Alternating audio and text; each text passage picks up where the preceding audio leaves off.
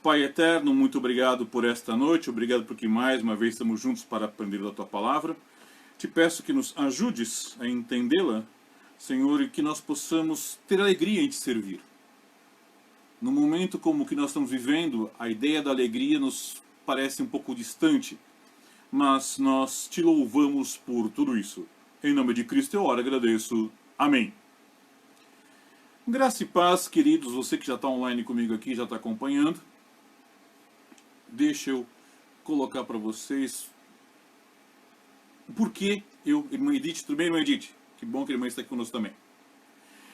Por que esse tema surgiu, né? Essa ideia desse tema que pode parecer meio, né, fora do comum, né? A alegria servindo ao Senhor, né?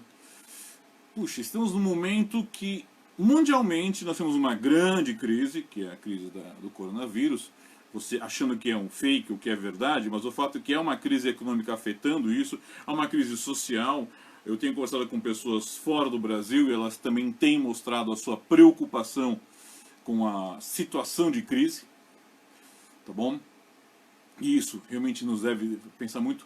Nós temos agora esse espectro estranho, morreu ou não morreu, quem vai assumir na Coreia do Norte, as pessoas estão preocupadas, porque quem pode assumir, será que será uma pessoa mais ponderada, será uma pessoa mais radical? O que ele vai ser? Eu estava até conversando com o Asa, será que vai ter uma síndrome de filho de Salomão? Vai querer ser mais firme que o anterior, mais bravo? A gente não sabe então uma expectativa de o que está acontecendo. Há uma série de crises subsequentes à pandemia, e vem muita fake news, irmão, sempre peço, tome cuidado com as fake news, vem muita fake news. E temos também agora a crise no Brasil, no governo, essa discussão, quem é certo, quem é errado, lado A, lado B e tal coisa fervendo. Eu mesmo optei, cheguei a comentar algumas coisas na rede social, mas quando eu vi que as pessoas estavam querendo brigar e não conversar sobre o assunto, eu acabei me afastando, tá, desse assunto e não pretendo tratar dele nas redes sociais. Trato pessoalmente, mas não nas redes sociais. Muito bem. Com uma situação tamanha desse jeito, hoje mesmo eu soube que uma conhecida minha, uma tia do Asa, está com coronavírus. Peço inclusive orações por ela lá da Igreja Batista Boas Novas do Rodoanel. Então, temos amigos que têm pessoas doentes, pessoas que já faleceram. Eu soube hoje que um parente de um dos homens da União de Homens na nossa região batista faleceu. Tá complicado. Louvamos a Deus que o pastor Sócrates está saindo dessa crise do Covid, mas muitas pessoas estão falecendo. Apesar de toda a torcida, tentativa e até de algumas coisas que nós não concordamos que foram feitas, a crise continua avançando e, por enquanto, nós não temos uma luz no fim do túnel no sentido de que vai acabar em tempo X. Nós temos possibilidades, mas não temos realidades. Olhando humanamente, é um momento de tensão e tristeza. Muitos psicólogos, psicoterapeutas, pastores, psicanalistas, psiquiatras estão falando das possibilidades das crises emocionais nas pessoas por estarem em quarentena. Algumas pessoas já estão soube que hoje uma pessoa tentou cometer suicídio aqui em Taboão da Serra de novo.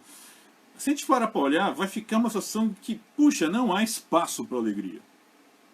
Não há espaço para ser alegre. Será que é assim?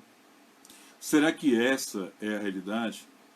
Eu concordo com quem me disser que realmente a situação está tenebrosa se nós olharmos ao nosso redor. Ela está tensa. O que fazer? Como ajudar? Alguns pastores têm tentado apresentar devocionais de esperança, ou com palavras de ânimo, e têm tentado com isso ajudar. Isso é ótimo, fantástico. É importante que haja isso. Mas eu fiquei pensando, e fiquei analisando aqui, e eu, nas minhas leituras bíblicas, tropecei, vamos colocar assim, uma expressão que não é acertada, mas apenas para brincar com a ideia, tropecei com um texto que eu quero trabalhar com vocês esta noite.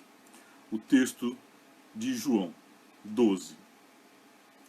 João, capítulo 12. Então vamos ler o texto. Deixa eu pegar aqui na minha velha companheira, minha Bíblia aqui. Muito bem. Do versículo João, por favor, também abram suas Bíblias. João 12, do versículo 23 a 26. Então, eu estou esperando um pouquinho que você abra a sua Bíblia, tá? Em João capítulo 12, do versículo 23 a 26. Vamos lá. E Jesus lhes respondeu, dizendo: É chegada a hora em que o Filho do Homem há de ser glorificado. Na verdade, vos digo que se o grão de trigo caindo na terra não morrer, fica ele só. Mas se morrer, dá muito fruto. Quem ama a sua vida, perdê-la. E quem neste mundo odeia a sua vida, guarda-la para a vida eterna.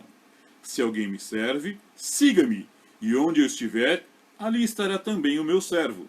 E, se alguém me servir, meu Pai o honrará. A Nancy já começou com uma pergunta. Hoje ela está já assim, animada. Ótimo, eu gosto assim, Nancy. Parabéns. Qual a diferença entre alegria e gozo, gozo do Senhor?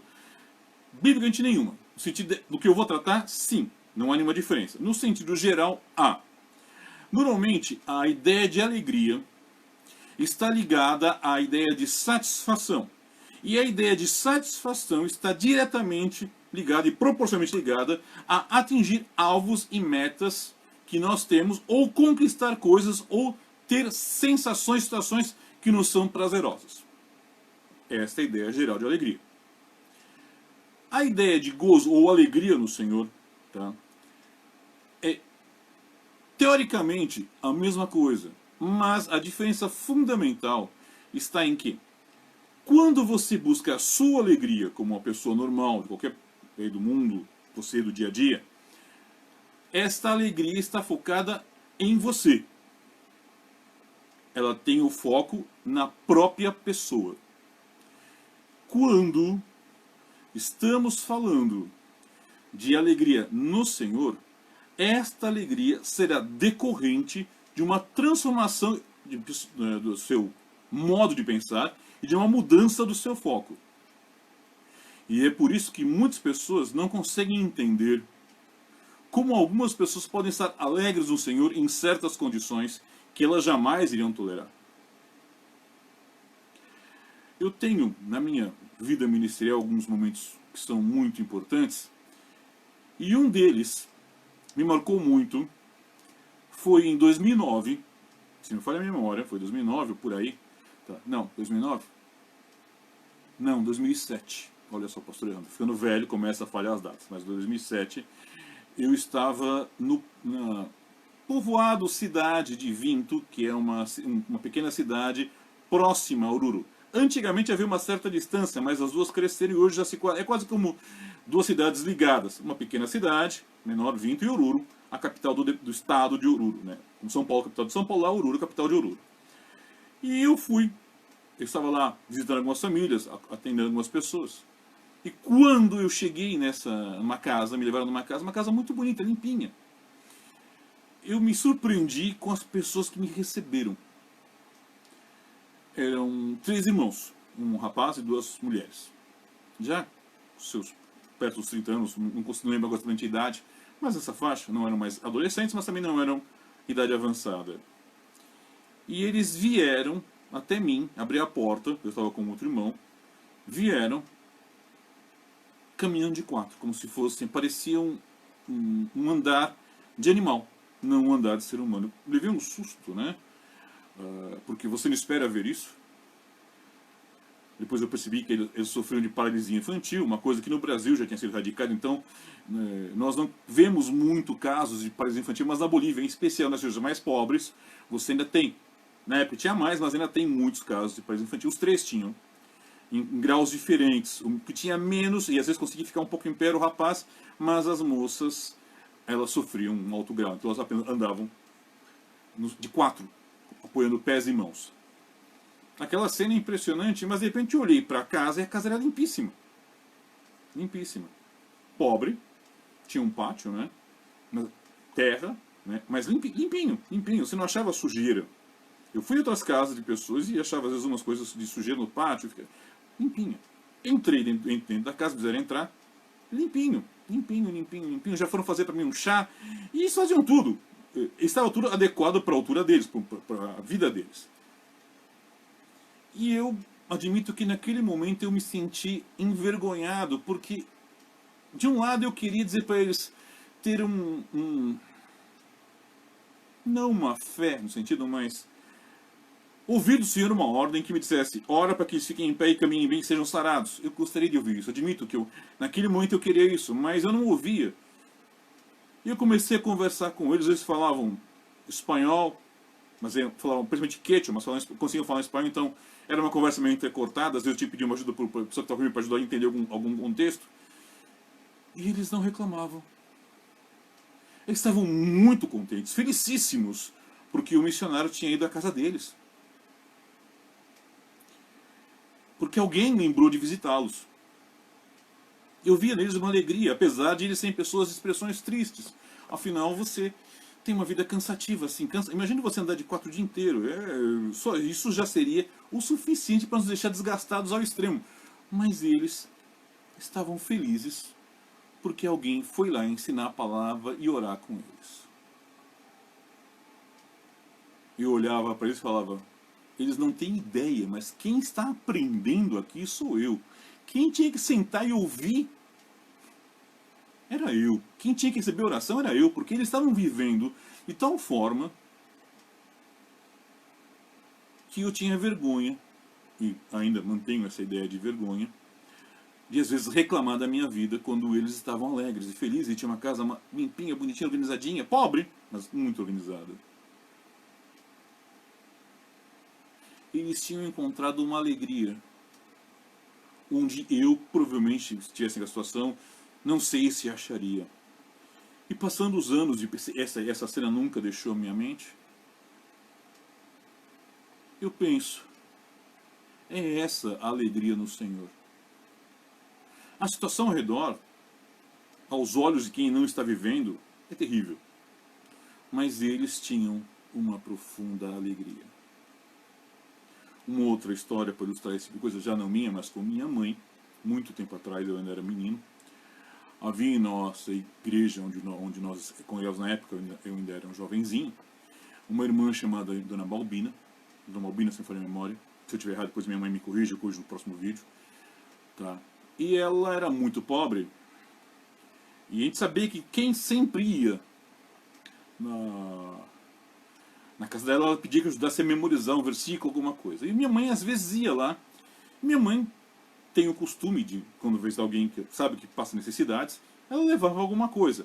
Mas eu não lembro bem porquê, mas naquele dia minha mãe colocou no pacote que ela ia levar papel higiênico. Mas ela se sentiu muito constrangida, porque você não leva esse tipo de coisa para dar para alguém.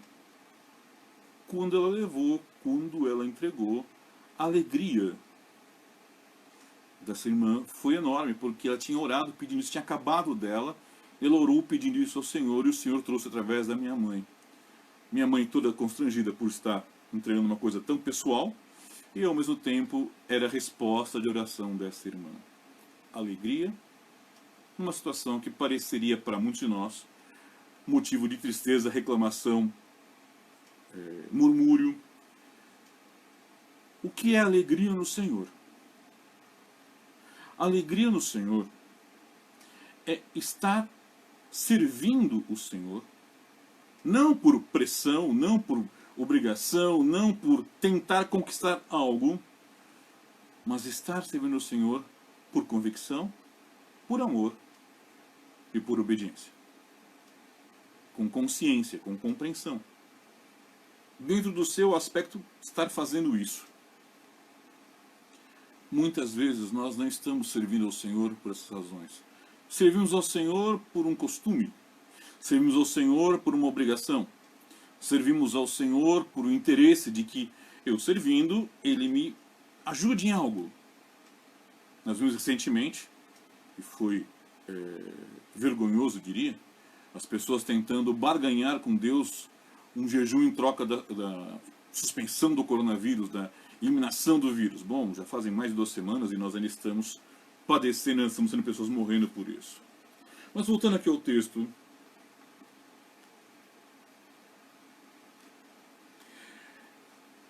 chegada a hora em que o Filho do Homem há de ser glorificado. Quando Cristo fala isso, ele não está falando e não está entendendo apenas o momento da glorificação, de subindo aos céus. Ele estava, na verdade, falando da sua prisão, da sua tortura e da sua morte na cruz. Isso fica claro porque ele fala depois que o grão de trigo deve morrer para que haja resultado. Ele usa, como sempre o Senhor, sabedoria infinda, ele usa uma linguagem que aquele pessoal podia entender. Eles eram pessoas do campo, pessoas que viviam na vida do dia a dia, do campo, que nós não conhecemos. Nossa cidade não entendemos isso. Mas ele usa exemplo do quê? O grão de trigo. Eles conhecem. O grão de trigo sozinho não mata a fome de ninguém. Mas se você plantar e se ele morrer, ou seja, se ele se romper, ele vai virar um pé de trigo. E aí você vai ter espigas, você vai poder fazer farinha, vai poder fazer pão. Então ele começa a falar que a razão do indivíduo, e ele coloca ele mesmo nessa situação, não é simplesmente fazer o que se quer ou cuidar dos seus interesses, mas pensar em quantos mais eu posso abençoar. Conversando outro dia com uma pessoa, eu lembrei da questão de Sansão. Sansão, nós vamos lembrar muitas coisas de Sansão, sua força, seu cabelo, que ele era mulherengo, isso, aquilo. Mas o fato é que Sansão é listado na galeria dos heróis da fé. Por quê? Se ele foi tão desobediente? Porque no último instante ele colocou como o mais importante fazer aquilo que lhe fora colocado, ser um protetor de Israel, do que salvar a própria vida. Ele poderia viver muitos anos ficando cego, e talvez nunca tendo consciência de sua força retornada? Poderia. Sansão poderia viver assim. Mas ele pede que lhe seja restaurada a força para que mais uma vez, uma última vez, ele pudesse fazer aquilo que ele devia fazer, que era vencer os filisteus. E o texto fala que na sua morte morreram mais filisteus que na sua vida. Sansão viveu a vida em muitos momentos buscando o próprio prazer, a satisfação. E não foi feliz. Ele conseguiu entrar na galeria dos heróis da fé. Ele não queria isso, mas ele entrou. Não era o subjetivo, eu vou entrar, vou fazer. Não. Quando ele entendeu que ele devia cumprir a vontade de Deus na vida dele, ele foi lá, fez, morreu, mas entrou na galeria dos heróis da fé. Ah, pastor, Sansão está no céu. Eu acho um pouco difícil ele não estar diante do Senhor como um dos seus salvos, posto que ele é colocado como modelo em Hebreus 11. Então, essa é a minha colocação. Rodolfo entrou. Oi, Rodolfo, boa noite, bem-vindo, querido. Jesus coloca: é importante que primeiro eu morra, para que vocês possam ser abençoados. É importante que eu não seja preservado, porque se eu for preservado, nada acontece.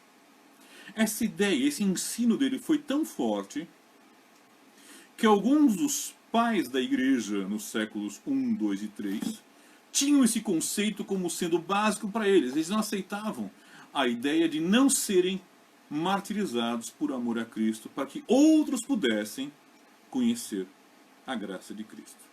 Essa ideia não é só dos pais da igreja. Muitos servos e servas do Senhor através dos séculos e até hoje ainda optam por se aceitar o martírio, aceitar o sofrimento aos olhos humanos, porque entendem que essa é a vontade de Deus para eles. Não estou, deixa eu deixar bem claro aqui, não estou dizendo que agora você deve buscar o martírio. Ah, o pastor mandou, eu vou agora lá para a Coreia do Norte para ser martirizado. Você só deve ir para lá se o Senhor Deus te mandar. Se o Senhor Deus não te mandar, não faça isso. Buscar o martírio pelo próprio martírio é burrice. O que nós temos aqui é, se Deus entender que em algo você deve padecer, para que esse padecimento produza vida para os outros, entenda, aceite, e você vai descobrir que nisso está a tua satisfação. Nisso vai estar a tua alegria. é chegada a hora, versículo 23, em que o Filho do Homem há de ser glorificado. Versículo 24 de João 12. Na verdade, vos digo que, se o grão de trigo caindo na terra não morrer, fica ele só. Mas, se morrer, dá muito fruto. E aí vem uma questão importante. Qual é o fruto que eu e você estamos dando? O Pablo coloca aqui o exemplo de Paulo e Silas na prisão. Exato. Paulo e Silas aceitaram ir para a cadeia sem nenhuma perspectiva de habeas corpus, de um advogado entrando com recurso no Supremo Tribunal de lá. Não. Eles apanharam sabendo que iam apanhar. Falaram, pregaram o evangelho, fizeram, sabiam dos riscos. Só que a prisão deles permitiu que surgisse uma igreja naquela região. É onde muitas vezes nós, como igreja, temos falhado ao não pensar, puxa, eu preciso pensar além de mim. A alegria no Senhor existe na medida que eu entendo a vontade de Deus para a minha vida e na medida que eu passo a amar essa vontade e anseio executá-la. Na imagenzinha que eu mandei para vocês do convite, não tem nada a ver a imagem com o que o pastor está pregando. Tem sim, vou dizer por quê. A imagem é de umas pessoas cruzando uma montanha num local deserto, um local ermo, longe, uma montanha. Tem lá suas árvores, tem a serra. Então estão indo. Tá. Não sei quem de vocês já subiu uma montanha, ou pelo menos um morro considerável a pé. De carro não vale, de avião não vale, tá? Eu já subi. O Paulo também já subiu comigo. O Aslan também está vendo aqui, já subiu comigo. E nós sabemos que subir uma montanha, ainda mais dependendo do local, se é em grande altitude, é para cansar. Eu lembro quando eu estava com o pastor Jaime Choque, meu grande companheiro de viagens missionárias, em Surique, em uma ilha no meio do Lago Titicaca, e fomos visitar a igreja lá, e falaram, pastor, tem uma congregação do outro lado da ilha. Eu falei, beleza, vamos visitar, como que chega lá? Eu pensei, vamos pegar, sei lá, um carro, um ônibus, alguma coisa, né? Um jegue não tem lá, mas uma carroça, sei lá. Não, pastor, tem que cruzar a montanha. Eu olhei assim. Para que vocês tenham uma ideia, o lago fica a mais de 3.700 metros de altitude, tá? Eu não sei exatamente agora, se alguém quiser pesquisar e me falar. Tá. E a ilha é uma montanha dentro do lago. Eu olhei assim, falei assim, cruzar. Olhei a montanha, né? Nós estamos perto da margem, da orla da ilha, né? Aí ele falou assim, não, pastor, é facinho. Falei, quanto tempo leva? Pouco tempo. Lembra? Ele falou algo assim como 1h30. Eu falei, tá, vamos embora. O que eu fiz? Bom, 1.000. Já ressabiado algumas vezes que na Bolívia me disseram que era perto e não era tão perto. Deixei tudo que era mais pesado, né? Lá na igreja nós estávamos. Coloquei algo para beber, né? Eu sempre levo nas viagens para beber uma garrafa de água com limão, né, que ajuda a cortar a sede. E uns pedaços de pão e uns pedaços de queijo. O pastor Jaime olhou, vamos embora, bora. E fomos andando. Só para chegar no topo da montanha foram quase 2 horas para nós. Tudo bem que provavelmente o pessoal que mora lá é rapidinho, mas eu, pastor Jaime, não estávamos acostumados com isso. E a montanha íngreme, eu não sei quantos 1.000 metros chegamos. Alguns dizem, eu lembro que o Jaime comentou que temos chegado para mais de 4.000 metros. Não sei porque eu não estava com algo para medir. Mas quando eu cheguei lá em cima da montanha, eu estava exausto. Tive que sentar numa pedra e comer alguma coisa. Beber alguma coisa. O Jaime também. Aí descemos. A descida, lógico, é mais fácil, né? Descemos. E quando chegamos lá na congregação, para nossa grande surpresa, ela estava fechada. E somente tinha uma família que morava lá perto que estava. O resto tinha viajado para fora da ilha. Eu falei assim, puxa vida, se eu soubesse que tinha só uma família, será que eu teria vindo, né? Você pensa assim, porque foram quase 4 horas caminhando. Eu tava com as pernas, o joelho estavam virando geleia já. Você pensa, puxa vida, né? Bom, fomos à casa. Quando chegamos na casa, a esposa estava doente. E eu perguntei, vocês têm o que comer? Não temos nada. Só temos uns ovos. Eu olhei para o Jaime, olhou minha cara, nós temos pão e limonada. Nós cortamos o pão, fritamos os ovos, eles comeram os ovos com ovo, tomaram limonada. Eu sempre caminhei com algum remédio no meu kit de emergência. O que tem? Tentei avaliar o que era mais ou menos. Atendemos. Não, eu não sou médico, mas eu conheço um pouquinho, e tanto tempo viajando em missões, você acaba aprendendo um pouco de atendimento médico. Oramos com eles. Eles ficaram muito felizes porque receberam um missionário e um pastor na casa. Que coisa maravilhosa, que alegria deles. Oramos com eles. Bom, agora voltar. E aí eu parei e pensei, 2 horas subindo de novo. Pensei comigo, eu devo ter feito uma cara de muita dor, provavelmente, porque o irmão falou, eu tenho um barco. Eu falei, um barco? Sim, a gente pode contornar a ilha, vai ser mais depressa, um barco a motor. Eu falei, poxa vida, que coisa maravilhosa. Tudo bem que o barco parecia uma casca de nós, tá? Eu não sei nadar, eu morri de medo que esse barco afundasse de mito. Eu não sou tão corajoso assim. Mas Deus viu a minha limitação e viu que eu fiz a obra do Senhor. E ele falou, tá bom, gordinho, eu vou te dar uma folga agora. Não precisa caminhar mais 4 horas. Eu vou deixar você voltar sentadinho num barco. Só que você vai passar um sustinho para você aprender a confiar em mim. Perfeito, Senhor. Se eu não me dispusesse, junto com o pastor Jaime, a atravessar essa montanha, que é cansativa, que é um desgaste, que é, como na fotinha eu coloquei, algo que cansa, eu não teria tido a oportunidade de ser útil para aquela família. E é para isso que nós somos chamados. E é aí que está a nossa alegria. A alegria em servir a Deus. A alegria em atender a ordem de Deus e cuidar dos negócios do seu reino aqui na terra.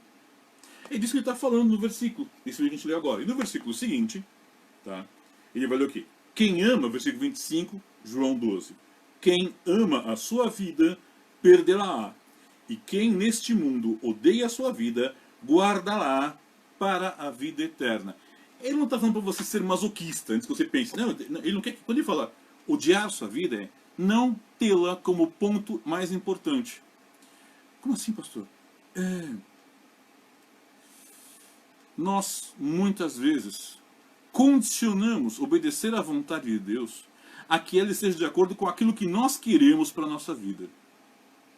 Nós limitamos e tentamos limitar o nosso envolvimento com a obra de Deus na medida que estamos de acordo ou não dentro do que programamos para a nossa vida. E isso é um erro. Eu penso, eu vou fazer isso para Deus depois que eu resolver isso na minha vida. Eu ouvi isso por anos, esses quase 40 anos de crente, eu ouvi muitas vezes. Não, eu vou me dedicar mais a Deus quando eu acabar a faculdade. Vou me dedicar mais a Deus quando eu tiver minha família. Vou me dedicar mais a Deus quando eu fizer isso, fizer aquilo, fizer o outro. Quando eu comprar um carro, quando eu comprar uma casa, quando...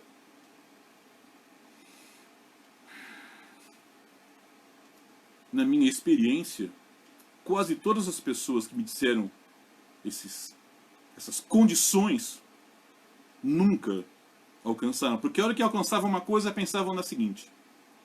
Quem pensava em ter uma família, pensava depois em ter um filho. E depois de ter um filho, ter uma casa maior. E depois de ter uma casa maior, um carro melhor. E depois, pagar a faculdade do filho. Isso não é errado. Isso não é pecado. Você querer uma casa maior, você querer cuidar dos seus filhos, não é pecado. Mas quando você coloca tudo isso como barreiras para chegar até obedecer a vontade de Deus, o pecado não está nas coisas, mas no seu amor às coisas. É por isso que Tiago escreve que o amor ao dinheiro é a raiz de todos os males. Quando eu começo a colocar, eu vou servir a Deus mais quando? Não. Eu vou servir a Deus agora. Mas eu não tenho isso. Então, eu fico pensando, se aqueles irmãos lá em Vinto colocassem empecilhos para se alegar em Deus, eu não teria o que ensinar para vocês, por exemplo, agora. Eles nem sabem, duvido que eles tenham celular, duvido que eles tenham condições, talvez nunca saibam o quanto impactaram aquele que devia ensinar. quanto ensinaram aquele que devia ensinar. Isso me faz lembrar a narrativa que eu li num livro, está até aqui, chama-se A Igreja na China. O bom de ficar perto da biblioteca agora é isso, né? Esse aqui, infelizmente, ele está esgotado, tá? Infelizmente, ele não é mais vendido, tá? Mas se você achar um PDF por aí, ou achar em sebo, compre. A Igreja na China. Este maravilhoso livro, tá? Sobre histórias dos crentes na China, apresenta numa das muitas narrativas a conversa entre o missionário americano e o chinês. E o missionário americano fica espantado com a disposição daqueles irmãos em servir a Deus, sua alegria no meio de tanto sofrimento, perseguição, opressão do governo comunista. E aí os irmãos se perguntam, mas não é assim em todo mundo? Para eles, os irmãos na China, para esses irmãos na China, sofrer perseguições por amor de Cristo era algo normal. Fazia parte da experiência cristã. Recentemente, numa conversa na internet, houve um bate-papo sobre a questão de se seria válido ou não hoje pregadores itinerantes. E eu coloquei, falei, numa cidade grande não tem razão de ter pregador itinerante. O itinerante não precisa, porque você tem pastores de tudo é canto. Então isso pode ensinar, a não ser que seja um especialista em algum assunto, que vai ensinar, mas aí é um professor, não é bem um pregador. Agora, quando você está numa região remota, uma região em que não há, como se fala, tanta disposição de igrejas, tantos pastores, ter pregadores itinerantes acaba sendo necessário. Aí um jovem irmão, não deve ter mais que 30 anos de idade, de uma outra dimensão, não conheço pessoalmente, questionou. Falou assim, o senhor está falando não tem base bíblica, o senhor está errado, os seus argumentos são falsos. Ou algo assim, não lembro se a palavra que ele usou, falsos ou infundados, algo assim.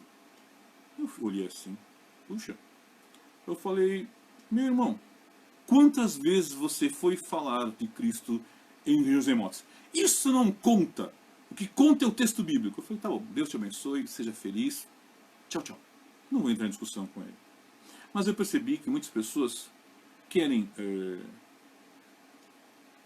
um evangelho redondinho, bonitinho, encaixadinho, tudo formatadinho na sua vida.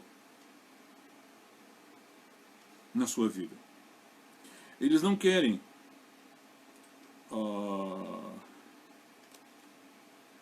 um compromisso. Eles não querem uma disposição a fazer algo além da zona de conforto. E é por isso que eles não conseguem ter alegria em servir a Deus. Servem por obediência a normas, a regras, mas não pelo prazer de servir.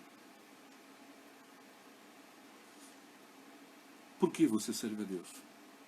Se você tem dificuldades em ser feliz fazendo a vontade de Deus, talvez aí esteja a raiz do seu problema. Você olha, talvez, o cumprir a vontade de Deus como algo pesado, algo imposto.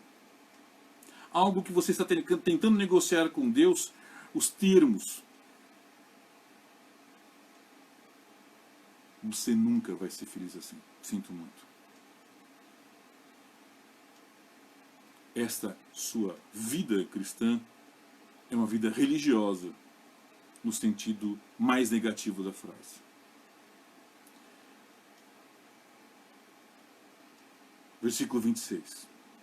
Se alguém me serve, siga-me, e onde estiver, ali estará também o meu servo. E se alguém me servir, meu Pai o honrará. Onde devemos estar? Onde Cristo determinar que estejamos.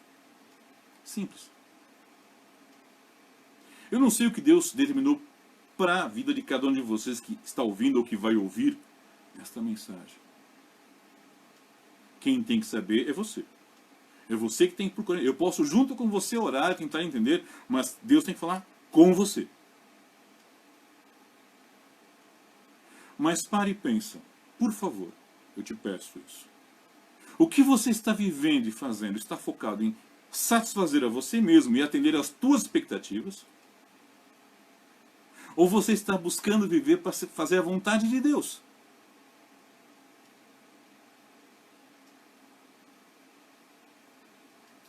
É claro que cada um de nós tem gostos e quer fazer coisas. Eu, por exemplo, tenho uma coisa que eu aprecio fazer muito, e não estou fazendo por causa da pandemia, da quarentena e tudo mais, é que às vezes eu pego meu notebook, pego sei lá, meu tablet, pego alguma coisa, pego meu caderno ultimamente, que eu tenho usado mais, na verdade, é o meu caderno, minha lapiseira, minha bíblia, e vou pro shopping, sento na praça lanches, às vezes eu levo aqui de casa uma garrafa de suco congelado, e vou tomando aos poucos lá, e vou escrevendo. E passo lá horas. Horas, horas, horas, horas, horas. Um banco duro, é verdade. Tá. E por que o senhor faz isso? Porque eu gosto de ficar naquele ambiente, tipo assim, sozinho no meio da multidão. Para mim é fantástico. Não estou podendo fazer. Eu gosto de assistir um bom filme no cinema. Eu e meu filho, às vezes, a gente pega, vamos para tal filme. Vamos jantar fora e vamos assistir tal filme. Acho fantástico. Gosto muito.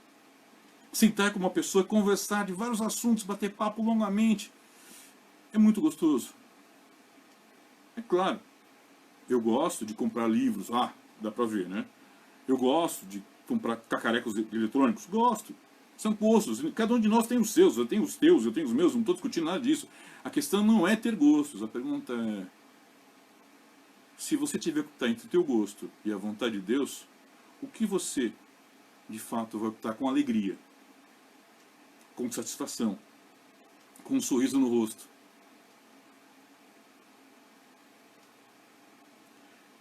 Eu quero que você pense. Eu peço que você pense. Porque Cristo fala, versículo 26, João 12. E onde estiver, ali estará também o meu servo. Onde você está na sua vida, está o Senhor Jesus Cristo?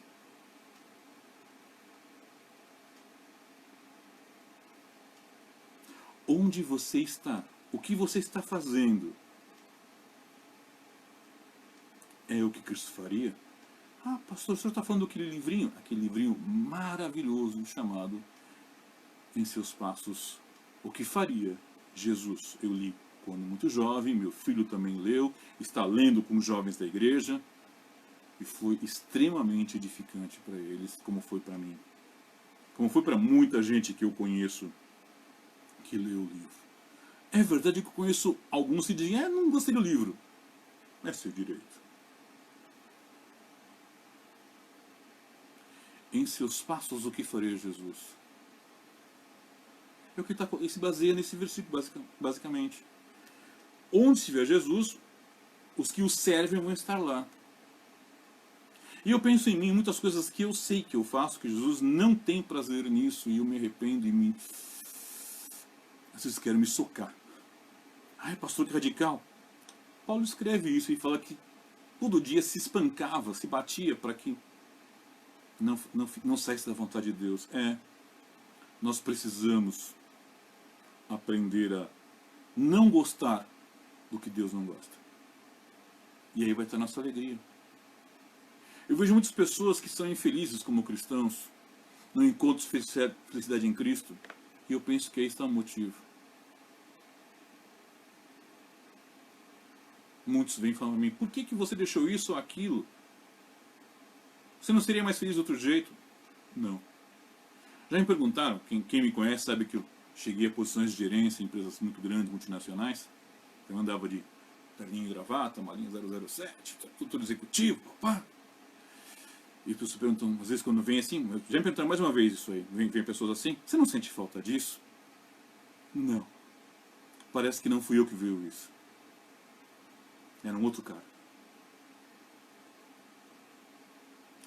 Eu aprendi a ser feliz fazendo a vontade de Deus.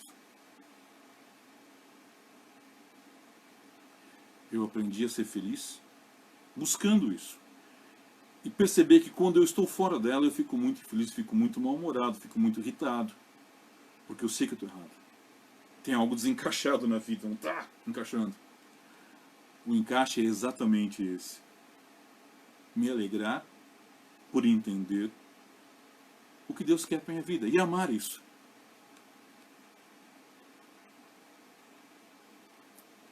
Não estou te julgando, não estou te condenando. Eu estou tentando te ajudar a pensar. Tenha seu casamento, edifique seu casamento. Tenha seus filhos, eduque seus filhos. Tenha seu emprego, dedique-se ao seu trabalho. Tenha suas convicções, N.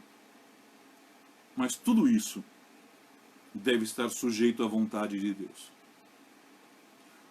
Tudo isso deve estar submisso à vontade de Deus. Não pode haver uma outra compreensão disso. Infelizmente, muitas vezes, você, eu e tantos outros, deixamos de entender isso. E aí, não desfrutamos a parte final do versículo 26. E, se alguém me servir, meu Pai o honrará.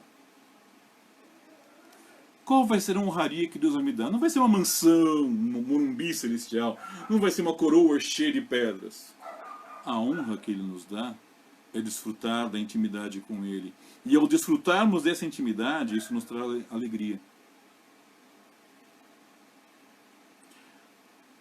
A grande busca da humanidade tem sido exatamente essa. Alegria. Através de vários canais. Dinheiro, sexo, drogas, poder, influência, prazeres.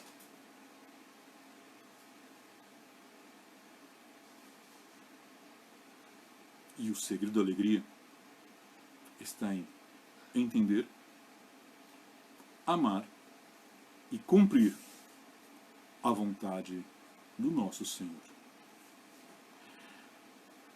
Meu irmão, minha irmã, eu sinceramente espero que esta mensagem tenha, de alguma forma, te ajudado, te edificado, te fortalecido, e que você possa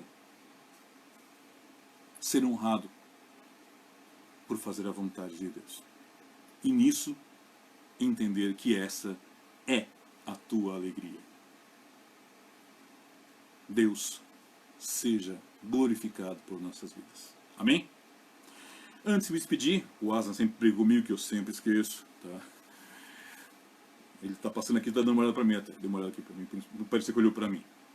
Nós precisamos da sua ajuda no sentido de likes no canal YouTube, não só no vídeo aqui. Compartilhe o vídeo aqui. Esse vídeo eu vou baixar, eu vou editar, colocar o começo, o fim, tudo mais nele bonitinho, e ele vai para o canal YouTube da nossa igreja. No canal YouTube da igreja, eu preciso lá que você se inscreva e que você curta. Isso vai permitir que esse vídeo tenha mais abrangência, tenha mais visibilidade. Mais pessoas possam ser alcançadas por essa mensagem e esperemos que sejam edificadas na palavra de Deus. Então, no máximo amanhã de manhã, esse vídeo já vai estar na rede social, no Facebook, e vai estar o link do YouTube. Olha, tá aqui, então você vai lá, entra no YouTube, dá um ok e curte. Tá bom? Deus abençoe a todos. Eu louvo ao Senhor pela vida de vocês e até mais. Fazer uma pequena prévia. Se tudo der certo, amanhã tem novidade. Um abraço, tchau, tchau.